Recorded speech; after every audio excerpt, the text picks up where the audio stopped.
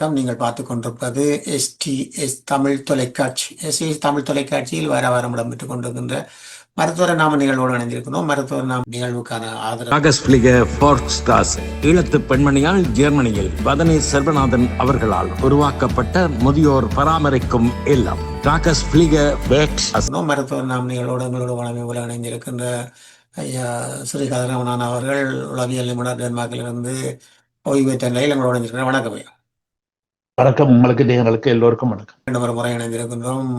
உளவியல் ரீதியான விடயங்கள் பலதை நீங்கள் பல தொடர்களிலே பார்த்து வருகின்றீர்கள். அந்த வகையிலே இன்று நாங்கள் பார்க்கக்கூடியதாக இருக்கின்றது.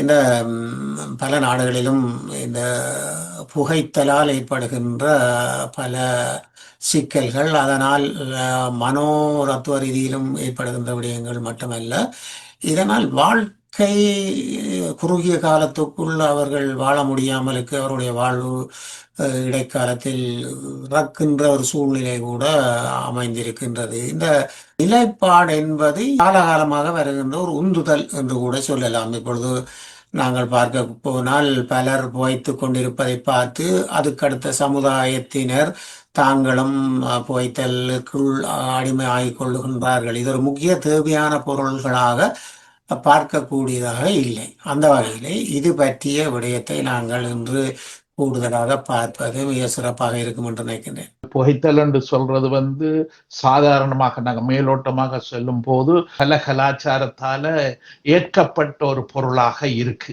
அது அடிப்படை. உதாரணமாக புகைத்தல் என்று சொல்றது பல வகையான பொருட்கள் இருக்கு. இப்ப நாங்க இதுல போதைப் பொருளை தவிர்த்து இதுல நாங்க சிந்திக்க வேணும். ஏன்னா போதைப் பொருள் தனியானது, அதுக்குள்ள நாங்க போகையில இப்ப நீங்க எடுத்த தலையங்கத்தின்படி சிகரெட் அல்லது புகையில அல்லது பீடி இப்படியான விஷயங்கள் இந்த புகைத்தல் என்ற இதுக்குள்ள அடங்கும். இப்ப இந்த புகைத்தல் என்று சொல்லப்படுற விஷயத்தை நாங்க ஒரு நரம்பு உளவியல், அதாவது நியூரோ சைக்காலஜி என்று சொல்றது. இந்த நரம்பு உளவியல்ல பல ஆய்வுகள் செய்யப்பட்டிருக்கு. இந்த புகைத்தல் விஷயம் என்ன விதத்துல ஒரு மனித மூளைய தன் கைக்குள்ள கொண்டு வருது, அல்லது மனித உடம்புக்கு, பொதுவா மனித மூளை என்று சொல்லும்போது உடம்பு தான்.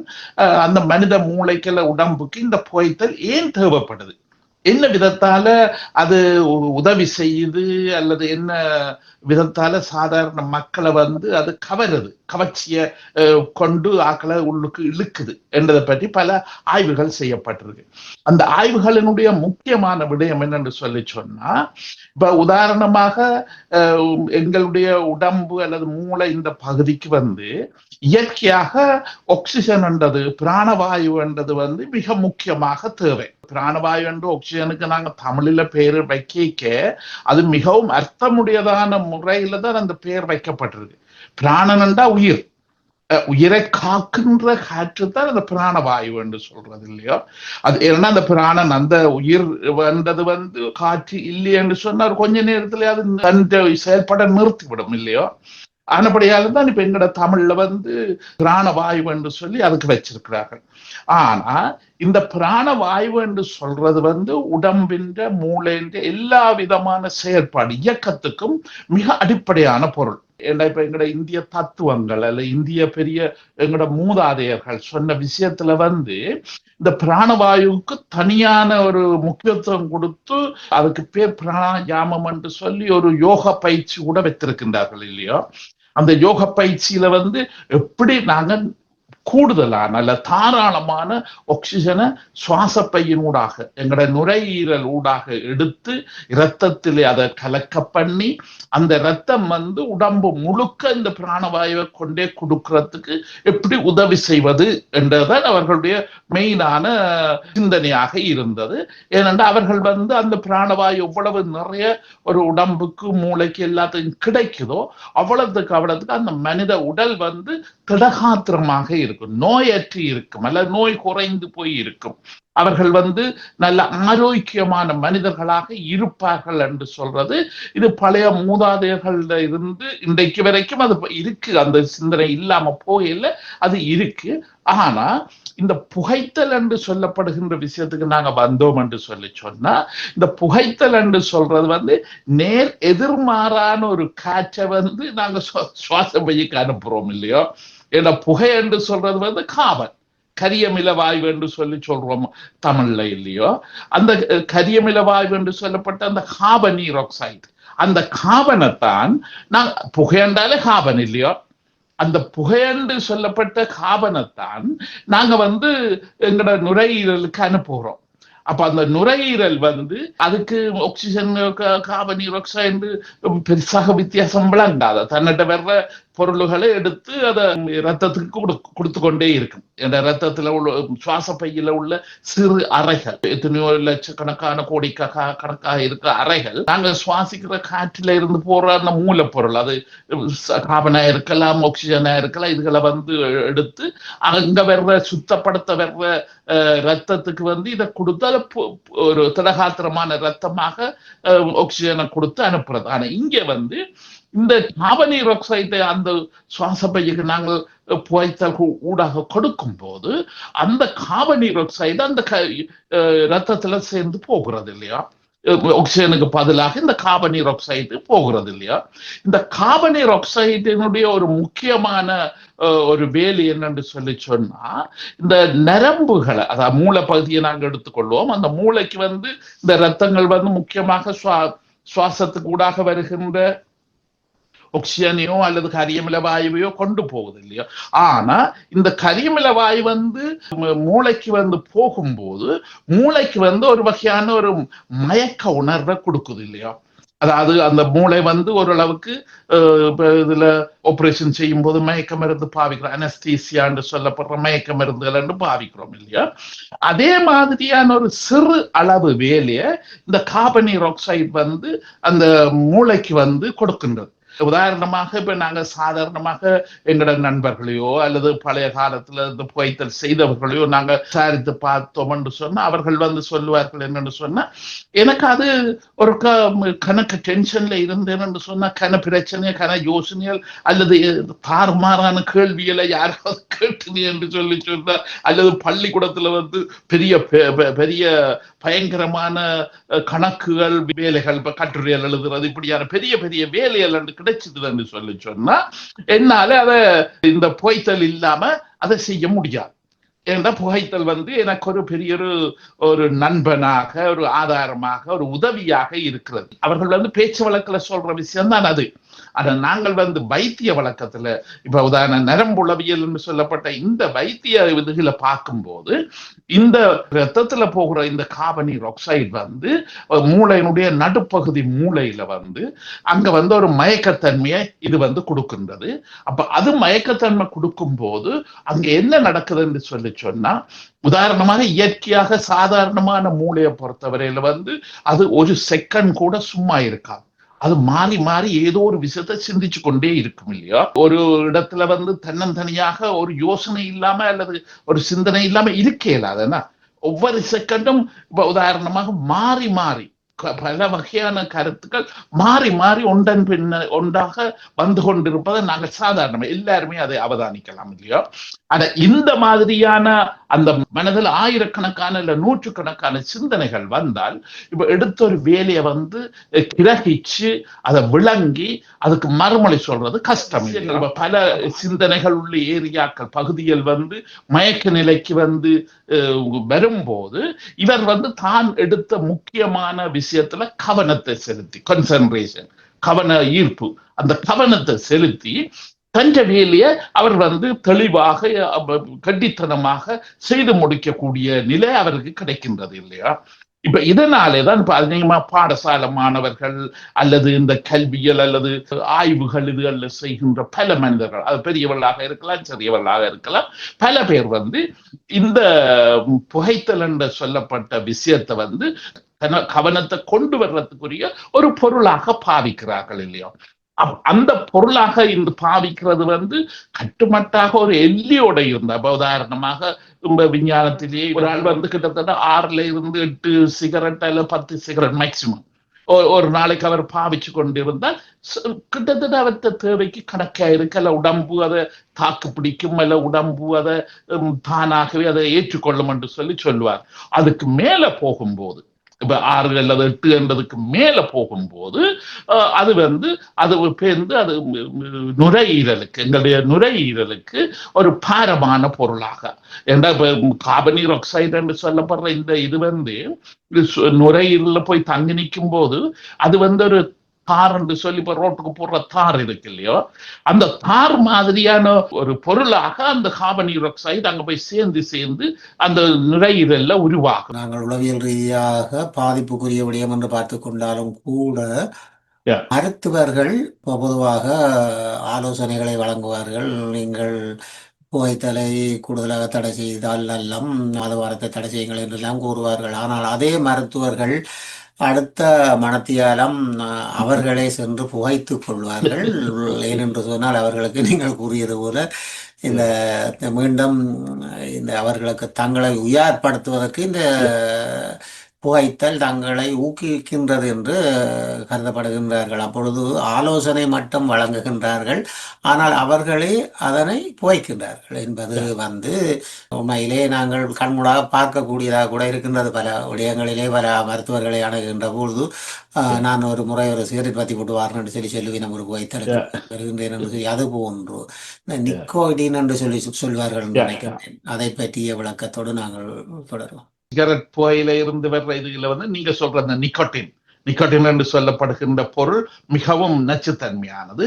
அந்த இதுதான் இங்க தாராக மாறுறது.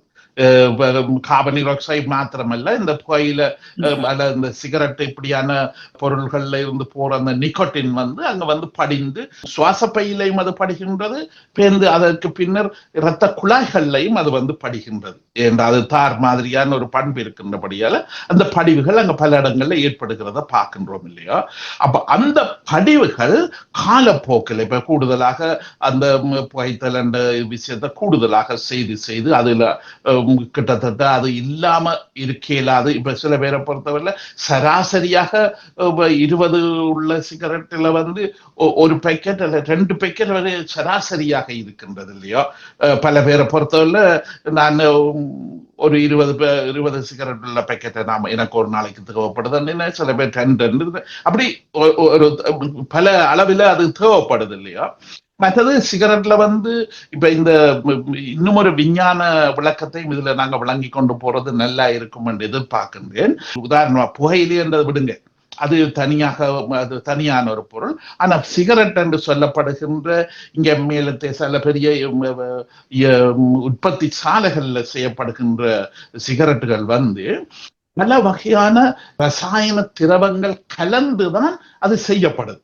வெறும் சிகரெட் புகையிலை என்று சொல்லப்படுகின்ற சிகரெட் புகையில இருந்து மாத்திரம் செய்யப்படுவது கிடையாது.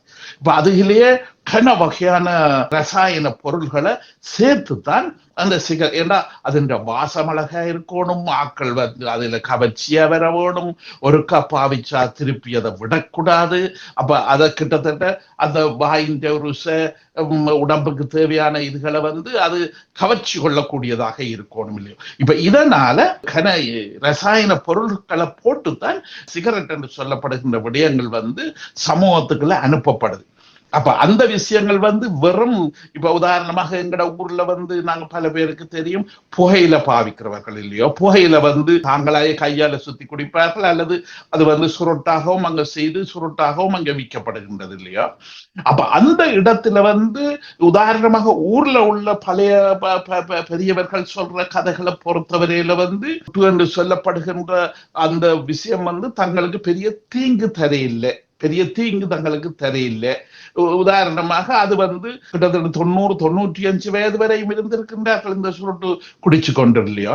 ரசாயன பொருள்கள் அந்த சுருட்டுல சேர்க்கப்படையில அங்க சுகாதார முறையில அது செய்யப்பட்டபடியினால அது வித்தியாசமாக இருக்கின்றது இல்லையோ. இளமாக்கள் அல்ல, வயது வந்தவர்கள் அது ஒரு மருந்தாகவும் பாவிக்கிறார்கள். புகையில குடித்தல் அல்ல புகையில பாவிக்கிறது அந்த விஷயத்தை ஒரு மருந்தாகவும் பாவிக்கிறான்றதை நாங்க இதுல சொல்ல வேணும். ஏன்னு சொன்னா இப்ப தொய்வு என்று சொல்லப்படுகின்ற தொய்வு சுவாசப்பை வைத்தியங்கள் வருத்தங்கள் இதுகள் என்று வரும்போது அந்த இருமல்கள் இதுகள் என்று அவர்களுக்கு தொடர்ந்து வரும், சளி கூடுதலாக கட்டி போயிருக்கும், சுவாசிக்கிறது இதுகளே பெரிய பெரிய கஷ்டமாக இருக்கும் இல்லையா.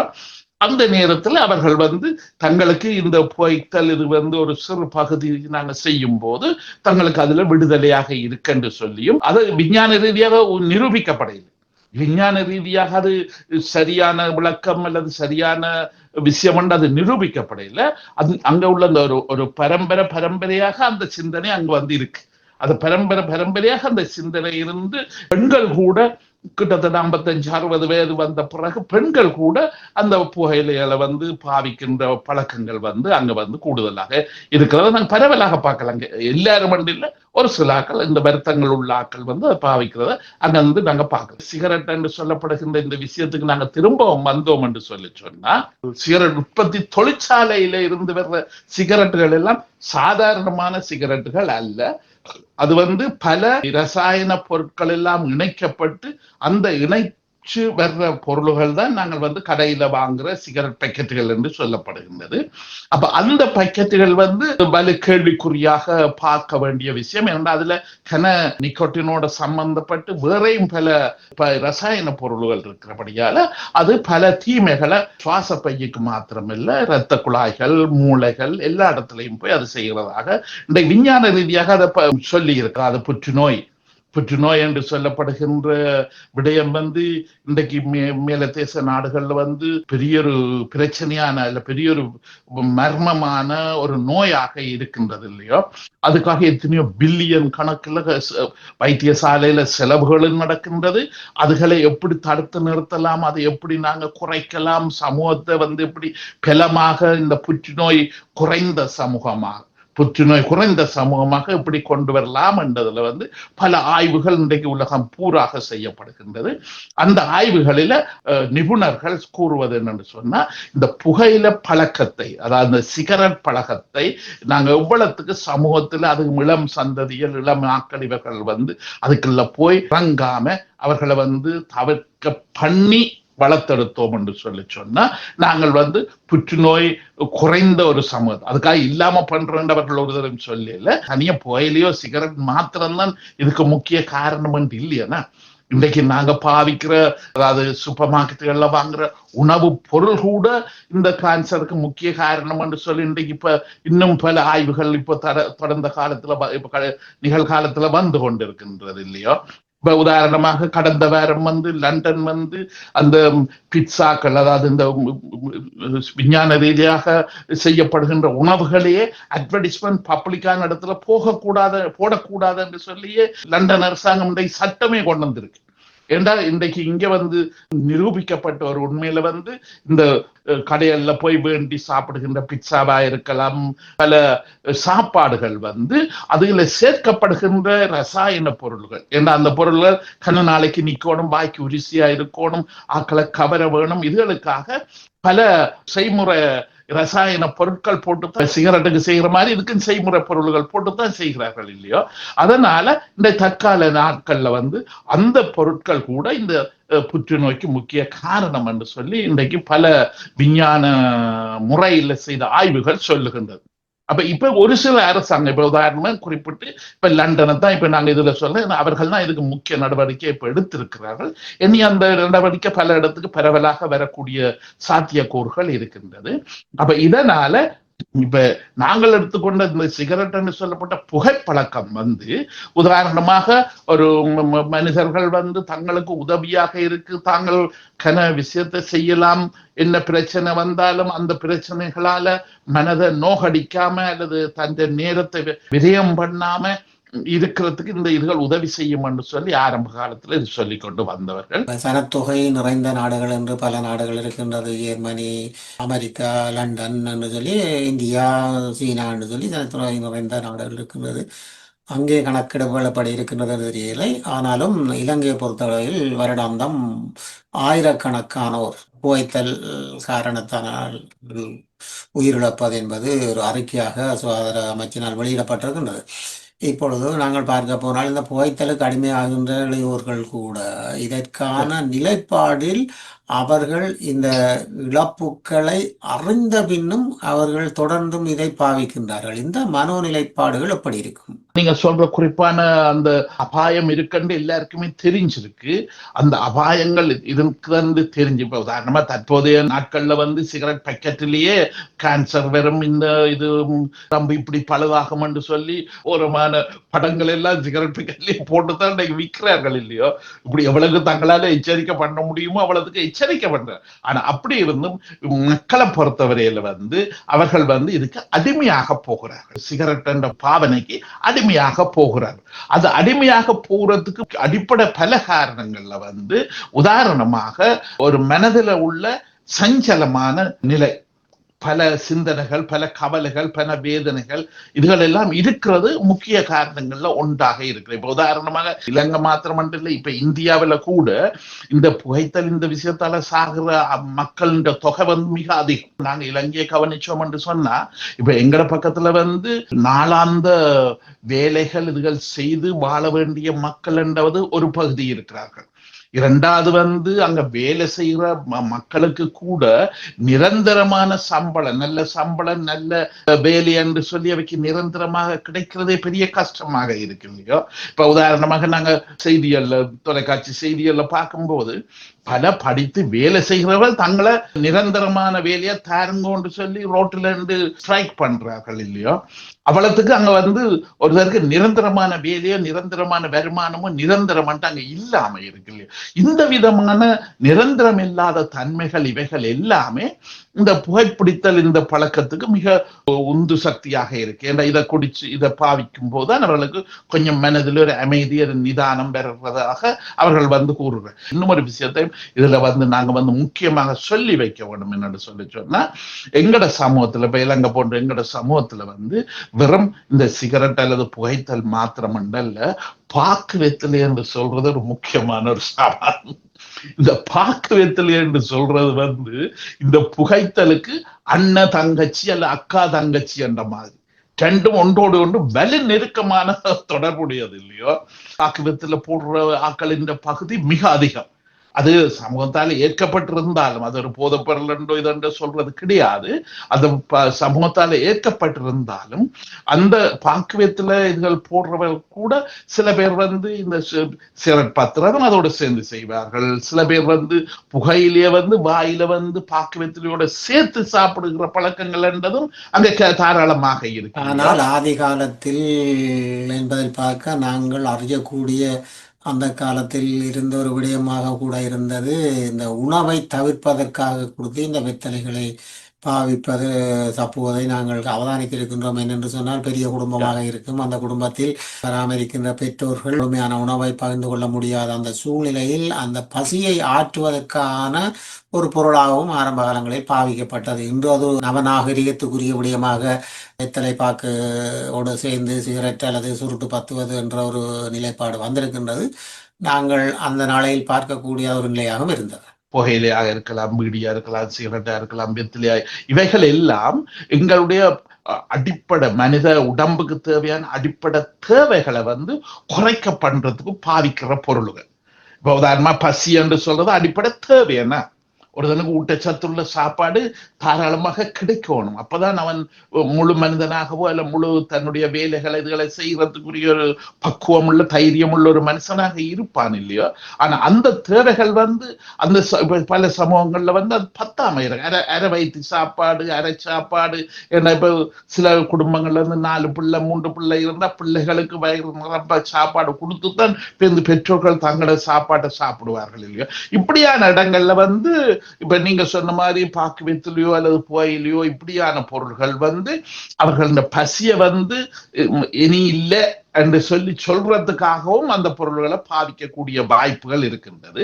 அடுத்து வெத்தலை பாக்குது என்று சொல்ற பல வகையான வேலை செய்து தனியா இந்த பசியல்களை குறைக்கிறது மாத்திரமல்ல அல்ல, அது வேற பல வேலைகளையும் அது செய்யறதாக எங்கட சமூகத்தில் அதை பாவிக்கிறவர்கள் கூறுவதுண்டு. ஆனா இப்ப நாங்க எங்கட தலையங்கத்துக்கு இதுக்குள்ள நின்றோம் என்று சொன்னா, இந்த பொருள்கள் ஒரு மனுஷனுடைய தேவைகள், பசியா இருக்கலாம், கவலையா இருக்கலாம், வேதனையாக இருக்கலாம், அல்லது பெரிய பிரச்சனைகள்ல இருந்து மீள முடியாம இருந்து தவிக்கிறவர்களாக இருக்கலாம். இப்படியான ஆக்கள் எல்லாருக்கும் ஒரு வகையான ஒரு உதவியை செய்கிறதாக, ஒரு தற்காலிகமாகவோ நிரந்தரமாகவோ ஒரு உதவியை செய்கின்ற ஒரு பொருளாக இருக்கின்றபடியினால வறுமையான அல்ல எங்களை மாதிரியான யுத்தத்துக்கு பிந்தின சமூகம் இன்னும் நிரந்தரமாக ஒரு அமைப்புகள் நிறுவனங்கள் அங்கு ஒன்றும் வரையில்லை. இன்னும் அலங்கோலமாக குழப்பமாக இருக்கிற ஒரு நிலைதான் அங்கே இருக்கின்றது. அப்படியான நாடுகள்ல இந்த பொருள்களுக்குரிய தேவை அல்லது இந்த பொருள்களுடைய பாவனைகள் மிக அதிகமாக இருப்பதாக உலக அறிக்கைகள் கூட இதை குறிப்பாக கூறுகின்றது. உதாரணமாக யுத்தத்துக்கு பிந்திய சமூகங்கள்ல பல நாடுகள்ல உள்ள சமூகங்களை ஆய்வு செய்யும் போது இந்த போதை பொருளாக இருக்கலாம் அல்லது சிகரெட் பொருளாக இருக்கலாம், அந்த உள்ளூர் பொருள் பாக்குவத்தில் என்று சொல்றோம் இல்லையா, அது மாதிரி இப்ப சோமாலியால கெட் என்று சொல்றது, அந்த கட் என்று சொல்லப்படுகின்ற அதுவும் இந்த வெத்தில கொழுந்தீர்கள் மாதிரியான ஒரு பொருள் தான் அவர்கள் கொழுப்புக்குள்ள வச்சு சாப்பிட்டு உறிஞ்சி கொண்டிருப்பார்கள். அதுக்கு இப்ப டென்மார்க்ல அது இங்க பெரிய அளவில் பாவிக்கப்பட்டு கொண்டிருந்தபடியால இங்க இங்க வைத்தியசாலையோட வேலை செய்கிறவர்கள் அதை பற்றி பெரிய ஆய்வு செய்திருக்கிறார்கள். இவர்கள் ஏன் இந்த கட் என்று சொல்லப்படுகின்ற இந்த பொருளை அளவுக்கு மிஞ்சி பாவிக்கிறார்கள். அடுத்த இந்த கட் என்று சொல்ற கருப்பாக இங்க சட்ட ரீதியா கொண்டு வரது இங்க தடை செய்யப்பட்டிருக்கின்றது. அதனால கருப்பாக கொண்டு வச்சு பெரிய வியாபாரமாக செய்கிறார். அப்ப இதுக்கு அவர்கள் ஆய்வு செய்ய, அந்த ஆய்வை வச்சுதான் நான் இதுல உங்களோட பேசுறேன்.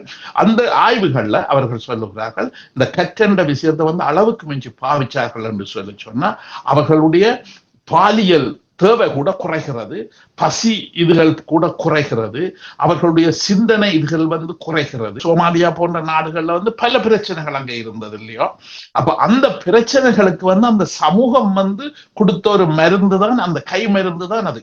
அப்ப அது மேற்கு நாடுகளுக்கு நல்ல வாய்ப்புகள் வசதிகள் இருந்தாலும் பழைய பழக்கத்துல இருந்து பல பேர் அதாவது முதலாம் சந்ததி இவர்கள் விடுதலை பெற இல்லாம இருக்கிறார்கள். அதனாலதான் இங்க நடக்கிறது. அதை எப்படி நாங்க சட்டப்படி நிறுத்துறது, தடை செய்யறது முக்கியம் என்று சொல்லுவேன். அது மாதிரிதான் இப்ப இங்கேயும் புகையில அல்ல சிகரெட் என்று சொல்றது இங்கேயும் தடுத்து நிறுத்த இயலாத ஒரு தேவையாக இருக்கின்றது. ஏன்னா சில பேரை பொறுத்தவரையில அதுல இருந்து விடுதலை பெற முடியாம இருக்கிறார்கள். சில அறிக்கைகள் சொல்லுகிறது சிகரெட் பத்திரவர்கள் கூட கிட்டத்தட்ட 90-95 வரைக்கும் சுகமாதான் இருக்கிறார். அந்த மாதிரியான அறிக்கைகளும் பதிவுகள்ல இங்க இருக்கு இல்லையோ. அப்ப அதனால 100% இந்த பிள்ளை என்று சொல்ற அளவுக்கு இன்றைக்கு யாருக்கும் அதுல தைரியம் இல்லை, உஷார் இல்லை. அதுபடியால சமூகத்துல பட்டும் படாம தொடர்ந்து போய்கொண்டிருக்கும். ஒவ்வொருத்தருடைய விருப்பத்தின்படி அது அமையும். அதனால அவர்களுடைய சொந்த விருப்பம், சொந்த விடயம் என்று சொல்லி அதை விட்டிருக்கிறார்கள். நல்லது. இன்னும் ஒரு முறை நாங்கள் இது பற்றிய இன்னும் ஒரு விரிவான விளக்கத்தை பார்ப்போம். இன்றைய இந்த நிகழ்விலே புகைத்தல் பற்றிய விடயங்களை கதைக்கக்கூடியதாக இருந்தது. அதற்கான அறிவுரைகளை, அதற்கான விதிவிலக்கங்களை நாங்கள் இங்கே பல உவமைகளோடு நீங்கள் கூறியது மிக சிறப்பாக இருந்தது. அந்த வகையில் உங்களுக்கு நன்றிகளை கூறிக்கொள்கின்றோம். இந்த நிகழ்விலே இன்றும் இணைந்திருந்து உங்களோடு பயணிக்கின்றீர்கள். பல வருடங்களாக நீங்கள் தொடர்ந்து எங்களோடு பயணிப்பதையிட்டும் உங்களுக்கு நன்றிகளை கூறிக்கொண்டு இன்றைய நிகழ்வுக்கான ஆதரவை வழங்கியவர்கள் ஈழத்து பெண்மணியால் ஜெர்மனியில் வதனி செல்வநாதன் அவர்களால் உருவாக்கப்பட்ட முதியோர் பராமரிக்கும் இல்லம். இன்றைய நிகழ்வுக்கான ஆதரவை வழங்கியவர்கள் ஊடு டென்மார்க் கலையகத்தின் ஒளிப்பதிவு உதவியிலே இருந்த திரு சத்னம் ஐயா அவர்களுக்கும் அவரோடு சேர்ந்து சுமங்கலியா ஸ்ரீ ஹதராமநாதன் அவர்களுக்கும் நன்றிகளை கூறிக்கொண்டு இந்த நிகழ்விலே இன்று இணைந்திருந்த ஐயா ஹதராமநாதன் அவர்களுக்கும் மிக்க நன்றிகளோடு விடைபெற்றுக் கொள்கின்றோம். நன்றி ஐயா, வணக்கம். நன்றி, வணக்கம். நல்லதோரவளை மீண்டும் ஒரு மருத்துவர் நாமும் நிகழ்வோடு அடுத்த வாரம் உங்களை சந்திக்கும் வரை உங்களிடமிருந்து விடைபெறுகின்றோம். நன்றி, வணக்கம். ஈழத்து பெண்மணியால் ஜெர்மனியில் வதனி செல்வநாதன் அவர்களால் உருவாக்கப்பட்ட முதியோர் பராமரிக்கும் இல்லம். 1000க்கு மேற்பட்டவர்கள் பராமரிக்கப்பட்டு வருகின்றனர். இல்லத்தில் தங்கி வாழ்வோர் வீடு சென்று அழைத்து வந்து நாளாந்த பராமரிப்பு, மருத்துவ உதவி, உடல் பயிற்சி, சிறந்த உணவு வளங்கள், விளையாட்டு பொழுதுபோக்கு அம்சங்கள், சுற்றுலா அழைத்து செல்லல், இன்னும் பல உதவி சேவையுடன் மிளிர்ந்து நிற்கும் டாக்கஸ் பிளிகர் முதியோர் பராமரிக்கும் இல்லம். இங்கு வந்தவர்கள் தங்கள் இல்லங்களில் வாழ்வது போல் வாழ்வது இவர்கள் முகமலர்வில் தெரிகின்றது. தொடர்புகளுக்கு K. Vadani Selvanathan, Linden Strasse 16A 68 623 Hofheim. தொலை தொடர்புகளுக்கு 004024413099 கை தொலைபேசி 0041622051651624. முதியோர் பராமரிப்புக்கு டாக்கஸ் பிளிகர் ஃபோர்ஸ்ட்ராஸ். இது ஒரு ஈழத்தமிழ் பெண்ணின் சாதனை. முதியோர் பராமரிக்கும் இல்லம்.